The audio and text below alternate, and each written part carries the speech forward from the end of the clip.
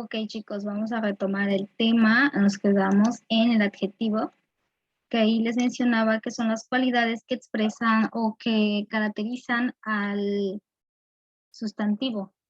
Ok. Entonces tenemos varios tipos de adjetivos, dentro de los que están los calificativos que dan alguna característica al sustantivo. Bueno, el calificativo, digamos que es el que conocemos de forma más sencilla, porque en él nos habla de alguna característica que puede ser, por ejemplo, si es grande, si es chico, vamos a hablar de el niño chico, el niño grande, el niño travieso, el niño juguetón. Entonces ahí nos habla de a lo mejor de cómo es su estado físico, también puede hablarnos de su nacionalidad o de su origen, del color, de su tamaño o de alguna otra propiedad que pueda tener el sustantivo en este caso. También tenemos los adjetivos demostrativos. Aquí nos indica la cercanía o la lejanía en la que se encuentra el sustantivo. Este, esta, aquel, aquello, ¿no? Como este zapato, o este celular, o este libro, ¿ok? O ese, o aquel muchacho, o aquella señorita, ¿no? Entonces, los adjetivos demostrativos nos ayudan con eso. También tenemos los posesivos, ahí demostramos alguna pertenencia, cuando te pertenece a algo, si es mío, si es tuyo, si es de él, si es de ella. Ok, entonces los adjetivos posesivos nos indican si te pertenece algo a ti o a otra persona. Y también tenemos adjetivos de cantidad que ahí se dividen en dos partes, que son los indefinidos, muchísimo, bastante, infinitamente, ¿no? Cuando le preguntan, ay, ¿qué tanto me quieres? Pues muchísimo, ¿no? O ¿qué tanto te caigo bien? O muchísimo, ¿no? Entonces eso es como indefinido, ¿no? Como es una cantidad que no podemos decir que es cuantitativa porque no podemos medirla, ¿ok? O te quiero infinitamente, ¿no? Que soy muy romántico, pero también estás dando una cantidad indefinida totalmente, ¿no? O también hay cantidades definidas que serían en el caso de los números, ¿no? 10, 20, 30, etcétera. Entonces también hay adjetivos que nos pueden o sea, que nos pueden indicar alguna cantidad. Bueno, esto es muy importante. De repente tenemos que aprender a identificar el adjetivo de un pronombre, porque lo podemos confundir y de hecho nos puede pasar como autores que los podemos llegar a confundir. Recordemos que un adjetivo no lleva acento. Los adjetivos no llevan acento, ¿ok? Entonces, por ejemplo, cuando tú te refieres a alguien y esa persona, por ejemplo, nos ha pasado con la palabra él, determinando el género, ¿no? En adjetivo, él no llevaría acento y como pronombre, él sí lleva acento. Él me refiero a el muchacho, ¿no? O te estás hablando a lo mejor de Juan, él. Entonces sí lleva acento, ¿ok? Entonces, pero cuando estás hablando cuando te estás refiriendo como un adjetivo, estos no llevan acento. Es muy importante entender esa parte. Por ejemplo, este libro relata la vida de Cervantes. Y aquí dice, es una palabra vinculada al libro, y nos habla de la cercanía del libro con la persona que habla, ¿no? Entonces, en este caso te está refiriéndose la palabra como un adjetivo, y como pueden ver, no lleva acento. Pero cuando hablo de en cambio, es el sujeto, por ejemplo, está escondido, a lo mejor te estás refiriendo a Pedro o a Juanito o a alguien, a una persona. En cambio, es el sujeto de la oración en el lugar de algo que está escondido. Por ejemplo, puede ser un libro, un calcetín, etcétera. Entonces, ahí te estás refiriendo a la palabra como un pronombre. Como pueden ver, lleva acento. Entonces, también ahí podemos identificar los pronombres de los adjetivos si lleva acento o si no lleva acento. ¿Ok? Vamos a platicar un poco de la hermenéutica. Se platicó en la clase anterior, pero ahorita voy a platicárselos nuevamente porque es muy importante a la hora de poder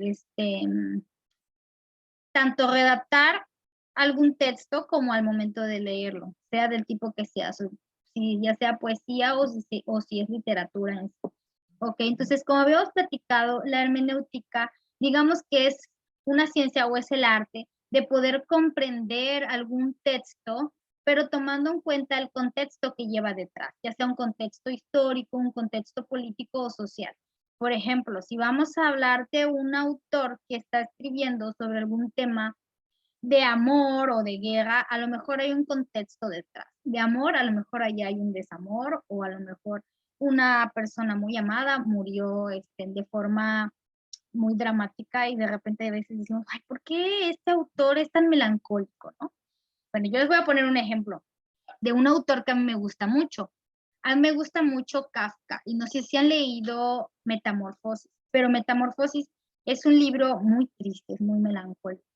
Entonces, si tú lees Metamorfosis, te vas a dar cuenta que es un libro muy triste y que tiene un final muy trágico, un final muy deprimente. Incluso yo me atrevería a decir que el día que lo leí me sentí muy, muy triste, o sea, quedas un poquito reflexivo.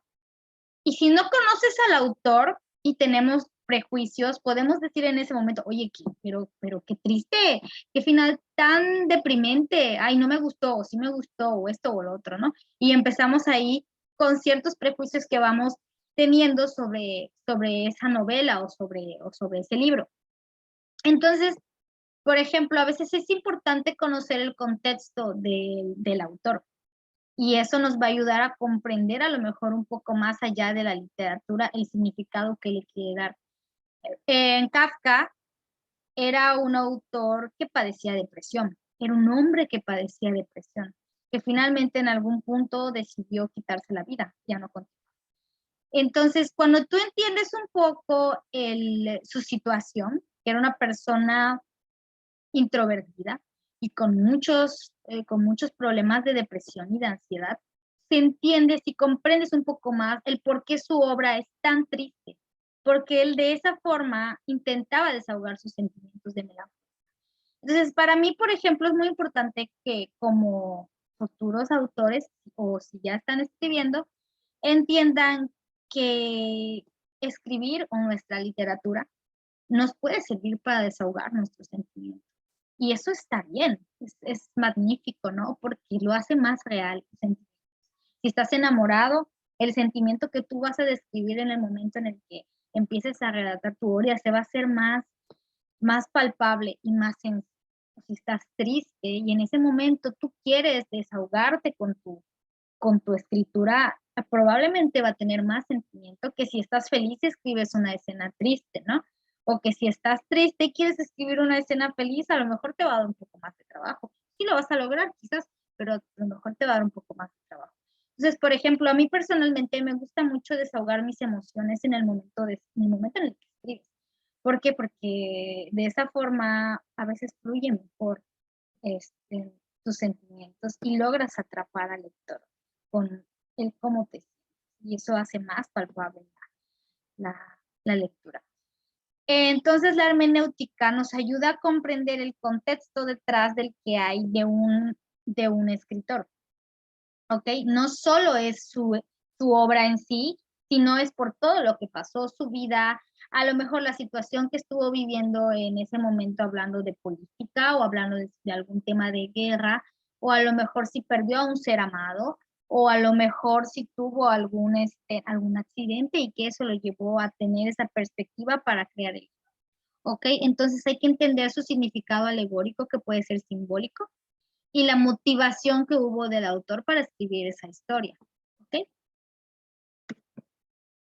Bueno, hay varios tipos de hermenéutica que se fueron desarrollando conforme a las necesidades, y entre ellas, por ejemplo, está la bíblica o la exégesis, que su objetivo o su misión era poder descifrar el sentido de las sagradas escrituras, ¿no? Que escribieron los apóstoles y en ese momento se tomaron en cuenta algunos de los contextos que les llevaron a cabo para poder entender un poco más las escrituras religiosas. También tenemos la hermenéutica filosófica que nos ayuda a poder comprender e interpretar de forma holística algunos textos. De forma holística se refiere a como un todo en sí, ¿ok? La hermenéutica jurídica que nos ayuda con la interpretación de textos jurídicos desde la filosofía del derecho. En este caso, por ejemplo, en la hermenéutica jurídica, podemos tomar en cuenta que de repente en algunos casos es a veces puede ser un poco complicado determinar si la persona es culpable o inocente, dependiendo de cómo fueron las situaciones. Entonces hay que entender a veces un poco más el contexto para poder determinar si en este caso la persona a la que está sido sometida a lo mejor a juicio fue culpable o inocente. De repente por eso a veces también hay jurados, ¿no? Hay jurados y hay personas ajenas a la persona que escuchan el caso con el fin de poder determinar si fue justo o no, si está, si es culpable o no. Bueno, la hermenéutica tiene ciertas características que la componen y entre ellas está el poder, el poder determinar el texto más allá de su sentido literal o más allá de nuestros prejuicios sociales que podemos tener, ¿no? Si de repente tú lees una novela romántica y en ese momento estás con el corazón roto, a lo mejor y se te va a parecer muy odiosa o muy cursi. Entonces, todo ese tipo de prejuicios que podemos tener nos van a ayudar o nos van a dificultar el entendimiento de lo que el autor nos quiere dar en ese punto. Nunca se llega a la comprensión final o definitiva del texto, puesto que en ese punto no podemos entrar en la cabeza del lector para saber qué era lo que nos quería dar a entender. Nuestro mundo es un texto inacabado y siempre puede haber una interpretación o una reinterpretación del texto. A mí me ha pasado que, por ejemplo, leo un libro o incluso hasta con una película. Ves una película o lees un libro y estoy segura de que también les ha pasado que deciden leerlo tiempo después, años después, y de repente lo entienden o lo ven de una forma diferente. Casualmente hace poco una colega comentó que una de sus historias que escribió, que en su momento dice mucho de ella y mucho de sus sentimientos, la volvió a leer y se le hizo como un poco más complicada, como que ya no se identificaba tanto con la protagonista. Entonces, los textos se pueden interpretar o reinterpretar dependiendo de muchas cosas. ¿Ok?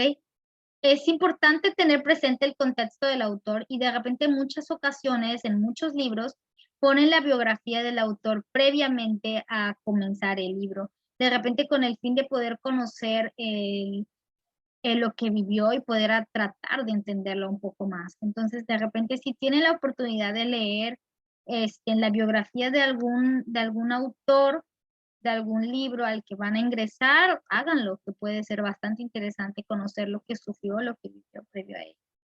Y finalmente, la hermenéutica es una ciencia totalmente interpretativa, empírica, cualitativa y reflexiva, totalmente. No es objetiva, es muy subjetiva y puede estar abierta a muchas interpretaciones dependiendo de las vivencias de cada uno. Ok, vamos a hablar de estudios del texto poético. Yo sé que a lo mejor les va a encantar, ¿no? Entonces, ¿qué es un poema? Un poema yo creo que puede tener muchísimos significados o puede tener muchísimos significados para cada uno.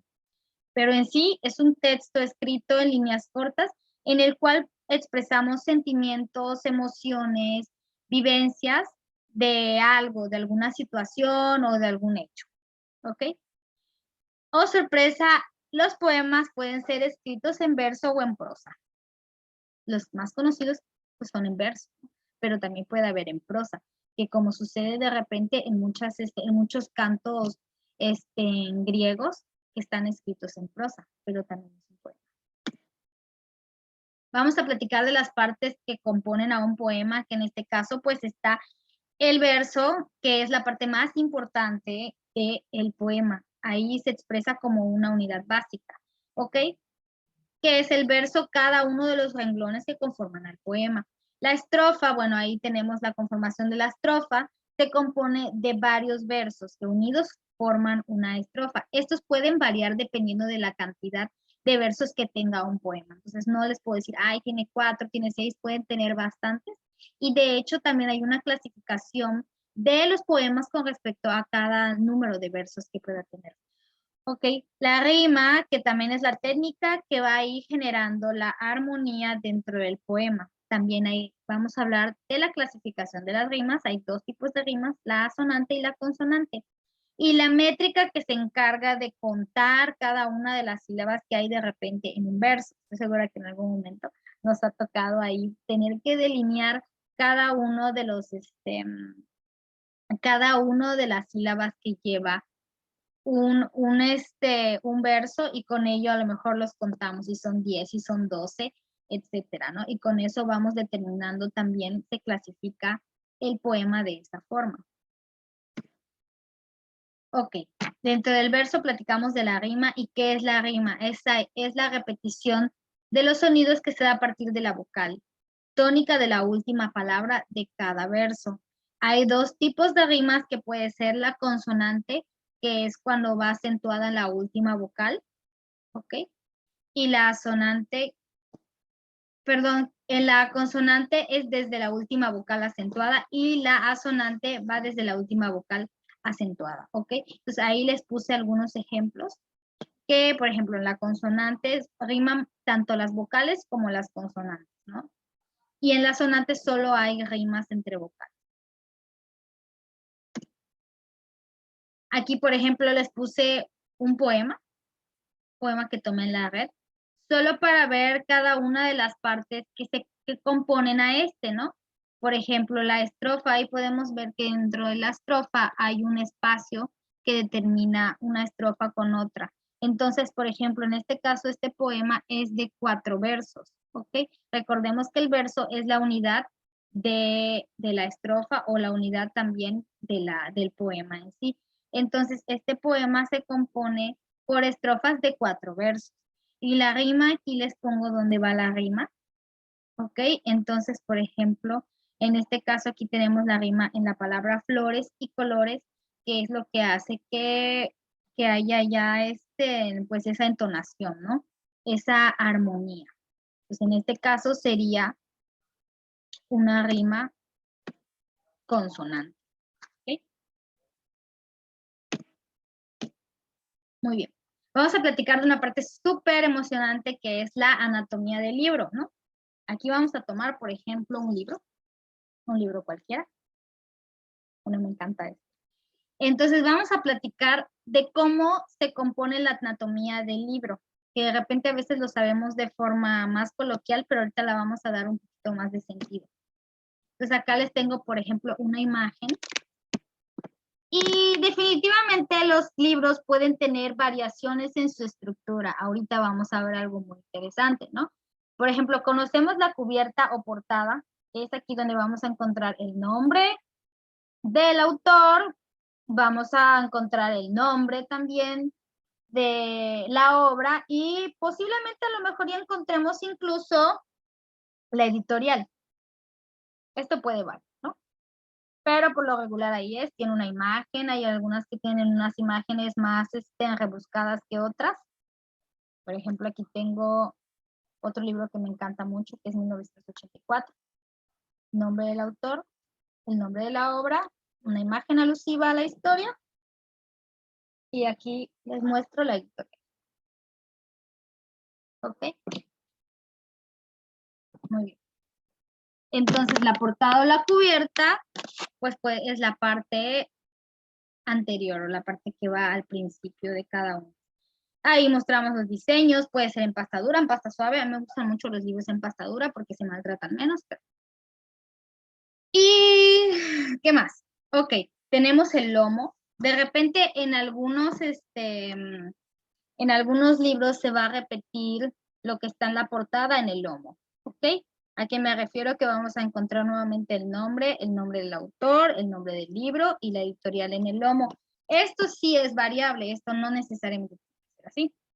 Por ejemplo, en este libro de Jaime Sabines, de poemas de Jaime Sabines, vamos a encontrar que también aquí tenemos el nombre del autor y el nombre del libro, pero no está la editorial, por ejemplo, en este caso. ¿Ok? Eso sí puede variar, que tenga ya algunas cosas, pero por lo regular sí, en la mayoría de los casos, sí, también en el lomo vamos a encontrar lo mismo que en la portada. ¿Ok? Y bueno, pues el lomo es más que nada ahí donde se recogen todas las, ¿no? ¿Qué más? El forro, camisa o cubierta. Esta puede ser de papel y va antes de un libro o cuaderno. Es complicado o a veces es difícil encontrar un libro en estos casos. Por ejemplo, miremos este que es de mis libros favoritos también, que se llama Lolita. Tiene una portada muy llamativa. ¿Ok? En el momento en el que nosotros lo abrimos, aquí tiene un forro. O sea, yo le puedo quitar esto. Que digámoslo en este caso es como de adorno. Dentro del forro aquí voy a encontrar lo que les comentaba, de repente un poquito del contexto del autor. ¿Ok? En el lomo vamos a encontrar el nombre del autor, el nombre de la obra y la editorial. Entonces eso es un forro. Acá tengo otro que me encanta. Drácula, de Bram Stoker. Y tiene era una edición especial. Y es una portada de cuero. Pero bueno, ya se lastimó un poquito. Pero es un libro muy bueno. Bueno, también tenemos La Guarda, que dice ahí, apto de buscar con la vista y atender, prestar atención. Y cada una de las hojas de papel que tenemos en los encuadernados, ¿no? En este caso, por ejemplo, esto es La Guarda, ¿no? Este espacio que va después de que tú abres el libro, después de la portada, es La Guarda. ¿Sí? De repente simplemente aquí pueden poner sus dedicatorias.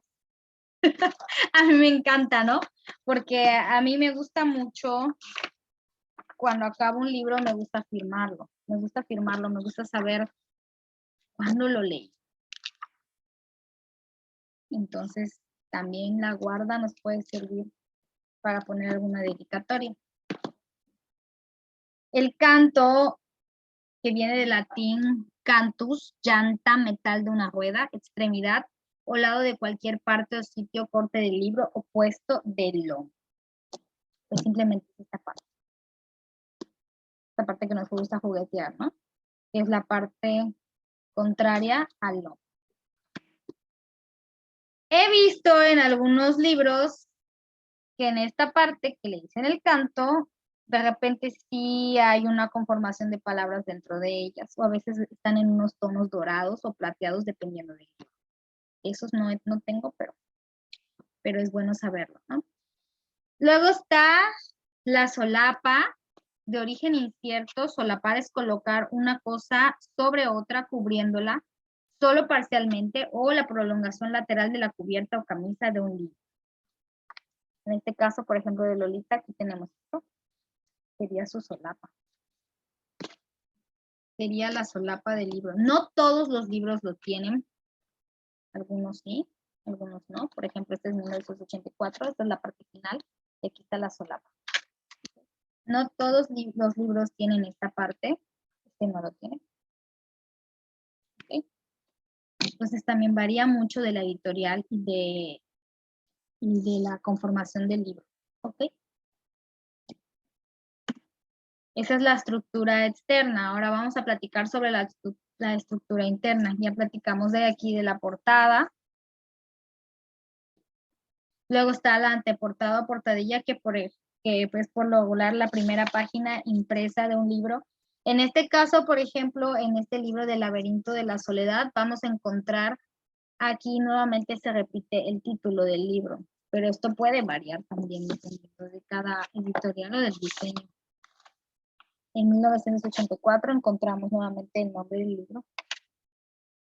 Entonces, esta parte sería la anteportada o portadilla. O puede ser también la contraportada, dependiendo de cuántos juegos tenga el libro. ¿Ok? La epígrafe del griego viene epígrafe, que es la inscripción. Cualquier frase o sentencia que cita, que se coloca al principio de un escrito, sugerido algo de su contenido o que lo ha inspirado. A lo mejor alguna dedicatoria, puede ser alguna dedicatoria al principio del libro. Por ejemplo, en el libro de Lolita, simplemente dice a Vera, y estoy segura que fue alguien a quien se inspiró el autor a escribirle el libro. Entonces, esa parte, el epígrafe, donde ponemos ahí a lo mejor nuestra dedicatoria a alguien, pues eso se conoce como epígrafe. No siempre lo tienen los libros, pero algunos sí. Y sí, también tenemos una dedicatoria en el laberinto de la soledad. Les aseguro que en el de Jaime Sabines debe haber alguna dedicatoria.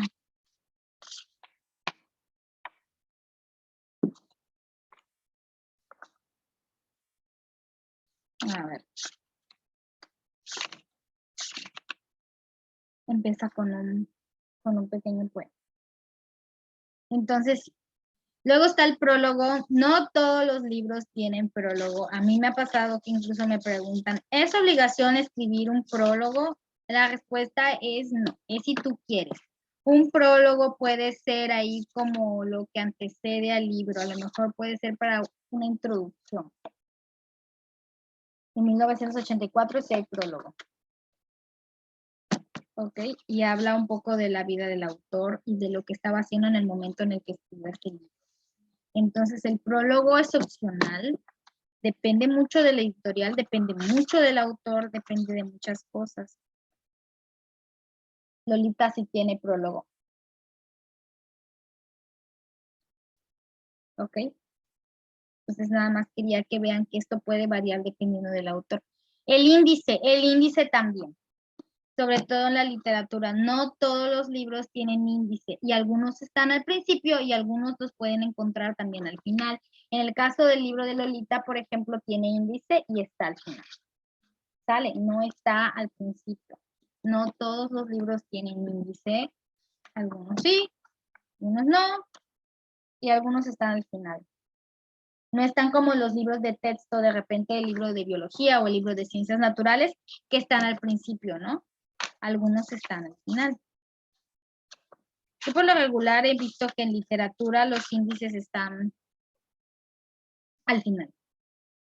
No sabría decirles por qué exactamente. Yo quiero pensar de una forma muy poética en la de que lo ponen al final para que no te spoileres con cuántas páginas me quedan por leer. Bueno, luego tenemos los capítulos. Hay algunos libros que se dividen por partes, parte 1, parte 2, y dentro de esas partes vamos a encontrar los capítulos, o hay algunos que no, que simplemente es capítulo 1, 2, 3, 4, 5. La variación de los capítulos es dependiendo del autor, no hay nada que estipule cuántos capítulos tenga que tener un libro, ni tampoco hay nada que declare cuántas hojas deba tener un libro. Es simplemente, un capítulo, es simplemente, es como lo determine el autor en ese momento, ¿ok?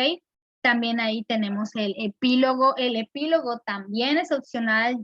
Es rara vez que he visto epílogo en algunos libros.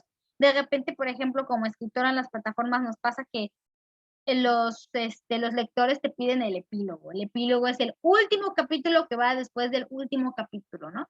Que por lo regular ahí dentro del epílogo quieres añadir a lo mejor alguna conclusión, o si tu historia es una historia de romance y ha terminado, a veces el epílogo puede ser una vivencia que pasa después de, no sé, de cuando la pareja se casa o que ya son felices y, no sé, tú puedes escribir un epílogo de 10 años después, ¿no? 20 años después.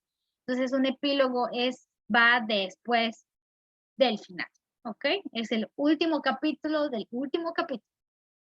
Un colofón, que viene del latín colofón, y del griego colofón, que es término, cumbre, remate, es una nota final que se pone en algunos libros y antiguamente se consignaban en ella algunos datos que figuran en la portada, ¿no? Entonces es muy importante aclarar eso de repente algunas cosas, ¿no? Como por ejemplo, esta obra se terminó de imprimir en los talleres de edición leyenda.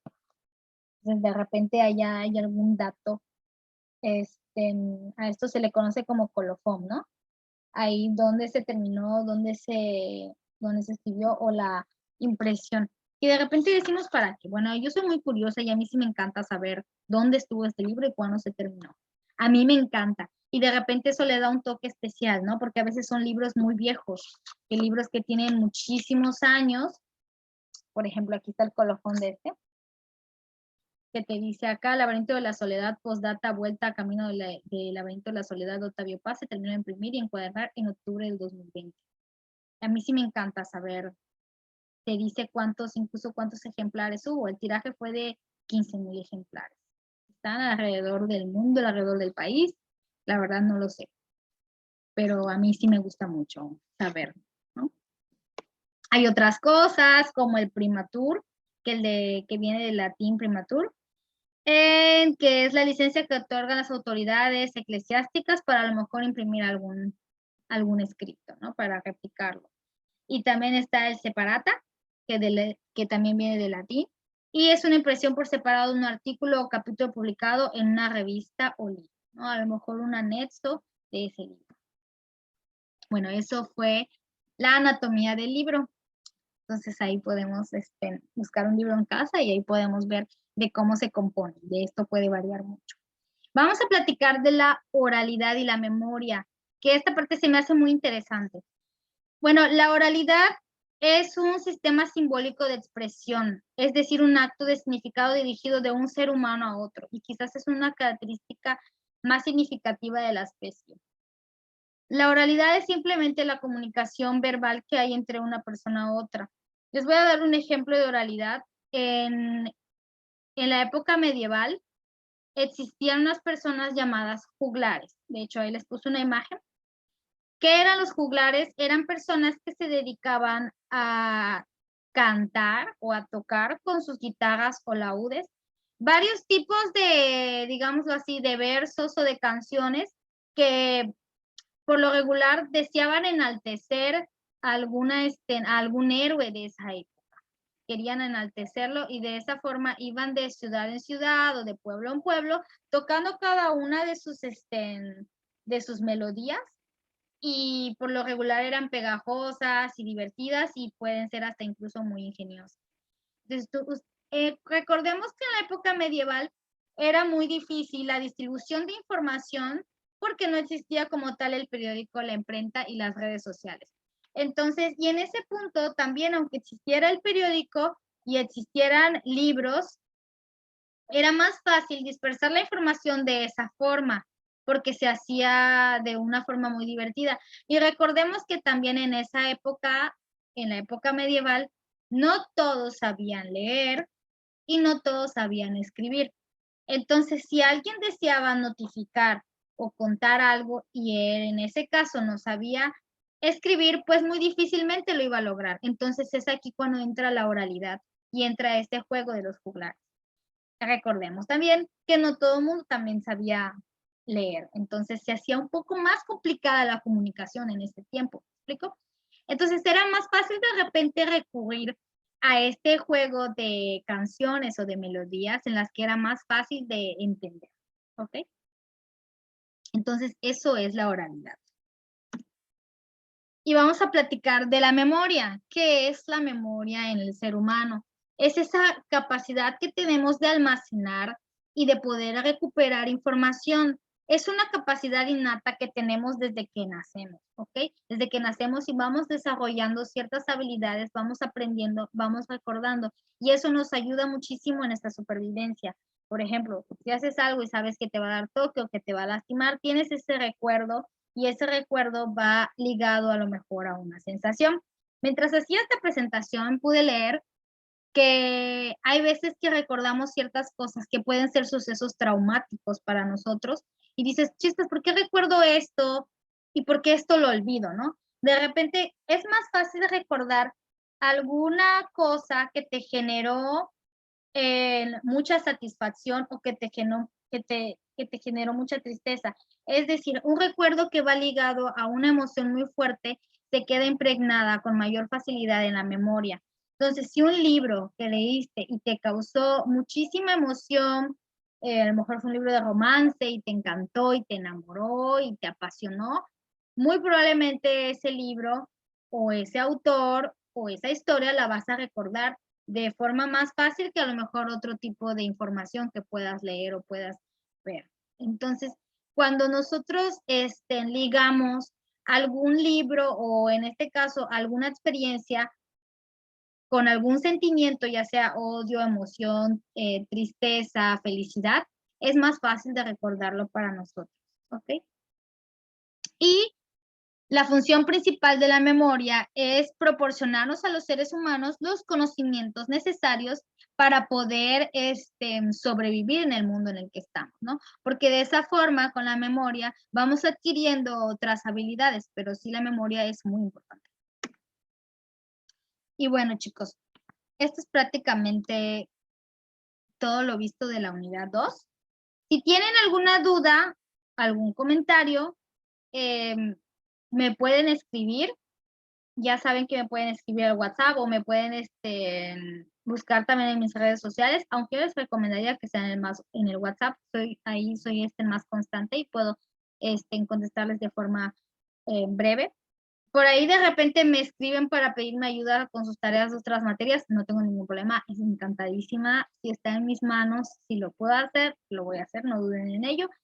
Entonces, si tienen alguna duda con el tema que leyendo el material no logran resolverla, háganmelo saber para poder apoyarles. Y bueno, les voy a dejar la tarea en el grupo de WhatsApp para que la vean por todos. Recuerden que la tarea, yo prefiero que me la entreguen, no les estoy poniendo una fecha límite, sí que sea antes de terminar el curso, es lo más importante.